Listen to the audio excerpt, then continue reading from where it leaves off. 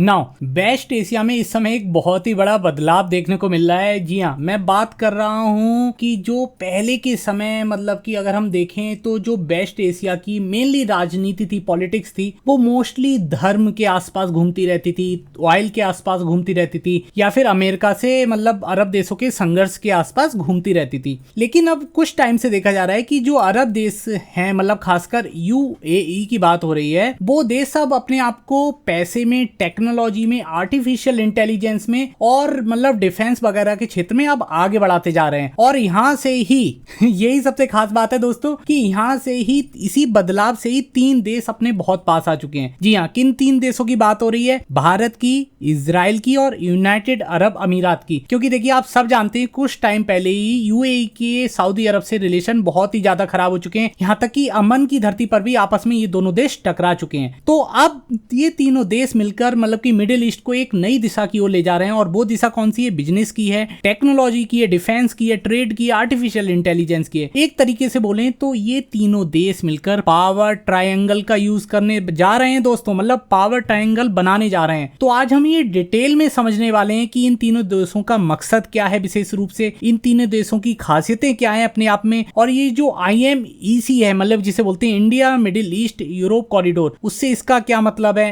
And total conclusion को भी यहाँ पर हम समझने की कोशिश करेंगे। तो बिना किसी देरी के पूरे टॉपिक को डिटेल में समझते हैं, बहुत ही आसान और क्रिस्टल क्लियर भाषा में। तो चलिए शुरू करते हैं। नाउ अब सबसे पहले ये समझने की कोशिश करते हैं कि ये तीनों देश कौन कौन से तीनों देश, बार बार मैं आपको बता रहा हूँ, इंडिया, इजराइल और यूएई, ये तीनों देश आपस में पास क्यों आ रहे हैं, मतलब ऐसी कौन सी मजबूरी आन पड़ी है। तो देखो इन तीनों देशों को आपस में चाहिए एक स्ट्रॉन्ग पार्टनर, और वो आसपास के देश हो। देखो यहाँ पर मैप भी है, ये रहा इंडिया, यहाँ पर है इजराइल और ये यूएई। अगर ये तीनों देश आपस में मिल जाएं तो मतलब एक तरीके से कॉरिडोर का निर्माण हो सकता है जो यूरोप की तरफ बढ़ेगा। आप समझ पा रहे हो। दूसरी तरफ पे इनके पास आने का सबसे बड़ा कारण माना जा रहा है मीडिया आउटलेट्स की तरफ पर कि चाइना और अमेरिका आपस में कंपीट कर रहे हैं, तो उनके बीच में खुद को स्टैब्लिश रखना, अपने आप को स्थिर रखना अपने आप में बहुत ही ज्यादा जरूरी हो जाता है। तीसरा सबसे इंपॉर्टेंट पॉइंट है दोस्तों कि ट्रेड रूट आर चेंजिंग, मतलब ट्रेड रूट बदल रहे हैं लगातार। आप देख रहे हो होम रूल्स बंद कर दिया गया, आप समझ पा रहे हो, तरीके के नए समीकरण निकल के सामने आ रहे हैं। और इसके अलावा तीनों देश चाहते हैं कि टेक्नोलॉजी का आपस में बहुत ही अच्छा गहन साझेदारी करी जाए, आपस में एक दूसरे को चीजें समझाई जाए टेक्नोलॉजी के क्षेत्र में, खासकर आर्टिफिशियल इंटेलिजेंस के क्षेत्र में। और इसमें आप जानते हैं इंडिया भी इजराइल के साथ कदम पर कदम मिला रहा है और यूएई भी साथ दे रहा है। तो इन तीनों देशों के साथ आने का कारण आप समझ पाए। अब हम समझते हैं कि ये तीनों देशों की मेन क्वालिटी क्या है, मतलब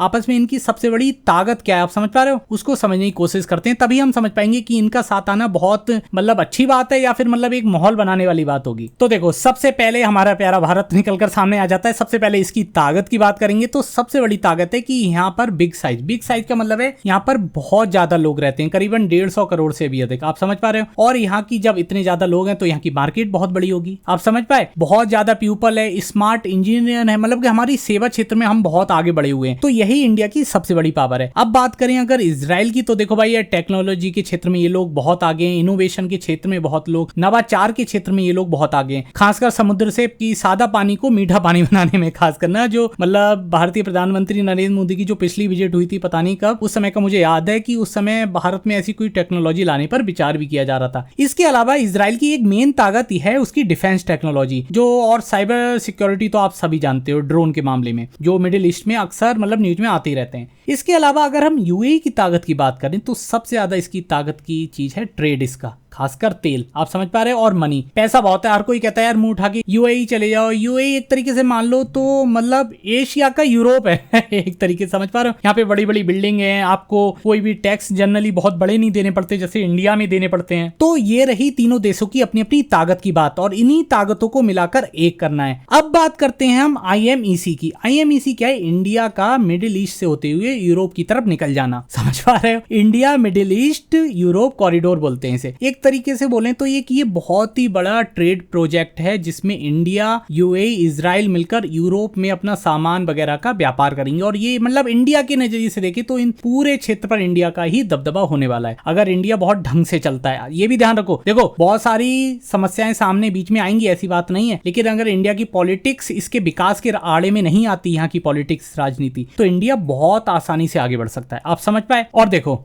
ये जो साझेदारी है, ये जो ट्रेड एक तरीके से पार्टनरशिप हो रही है, क्यों इतनी जरूरी हो जाती है? क्योंकि देखो भारत को अपना ट्रेड को इंक्रीज करना है लगातार। आप देख रहे हो कुछ रास्ते इंडिया के बंद हो रहे हैं, तो कुछ तो खोलने पड़ेंगे ना। डोनाल्ड ट्रम्प ने कुछ रास्ते बंद कर दिए इंडिया के, खासकर रशिया जैसा मतलब जो इंडिया का साझेदार है। तो ऊपर से क्या है, इंडिया को नई क्रिएट जॉब चाहिए, इंप्रूव टेक्नोलॉजी करनी है, मतलब इजराइल के साथ, यूरोप के साथ मिलकर। तो एक तरीके से बोले, एक तरीके से नया रास्ता इंडिया ढूंढना है यूरोप जाने का। जैसे मिडिल ईस्ट के लिए, जैसे आपको पता होगा कि ईरान से होते इंडिया ने मिडिल एशिया के लिए एक रास्ता ढूंढा था ग्वादर पोर्ट से होते हुए, वैसे ही इंडिया अब चाह रहा है कि यूरोप के लिए भी वो अपना रास्ता निकाले इजराइल और यूएई के साथ होते हुए। अच्छा, अब आप लोग कहोगे यार कि प्रॉब्लम कोई भी नहीं आएगी, मतलब सीधा आपने बोल दिया ऐसे हो जाएगा काम। नहीं भाई, बहुत समस्याएं आने वाली हैं, जैसे हम लोगों के जीवन में आती हैं। सबसे पहली समस्या है कि इजराइल का फिलिस्तीन से कॉन्फ्लिक्ट, और इंडिया फिलिस्तीन के विरोध में नहीं है। सबसे पहले ये ध्यान रखो, इंडिया सबका दोस्त है। तो इजराइल और फिलिस्तीन का कॉन्फ्लिक्ट होगा तो इंडिया इजराइल के साथ मतलब सीधे कैसे चल पाएगा, ये इंडिया के सामने बहुत ही बड़ा चैलेंज है। ऊपर से टेंशन है